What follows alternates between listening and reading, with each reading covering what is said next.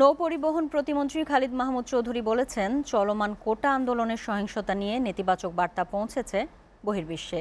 এর ফলে চলমান মেগা প্রকল্পগুলোর ভবিষ্যৎ নিয়ে চিন্তিত সরকার। সকালে চট্টগ্রাম বন্দরে শ্রমিকদের মাঝে সাহায্য সামগ্রী বিতরণ অনুষ্ঠানে অংশ নিয়ে এসব কথা বলেন তিনি আরও বলেন, বিএনপি জামায়াতের পরিকল্পনায় পুলিশের পোশাক পরে নিরীহ ছাত্রদের উপর হামলা চালিয়ে সেই ভিডিও আন্তর্জাতিক অঙ্গনে ছড়িয়ে দেওয়া হয়েছে। সঠিক সময়ে সেনাবাহিনী না নামলে দেশে আরও অরাজকতা তৈরি হতো বলেও মন্তব্য করেন তিনি।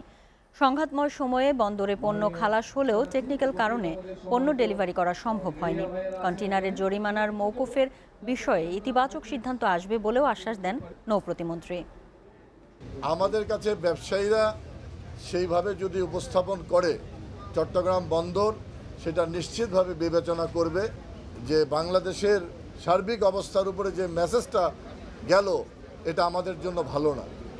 আমি জানি না যাদের সঙ্গে আমরা এই প্রকল্পগুলো বাস্তবায়ন করব তারা এই বিষয়গুলো কিভাবে দেখে আমাদের সঙ্গে কাজ করবে, এটা পরবর্তীতে আলোচনা না করে আমি এই মুহূর্তে বলতে পারছি।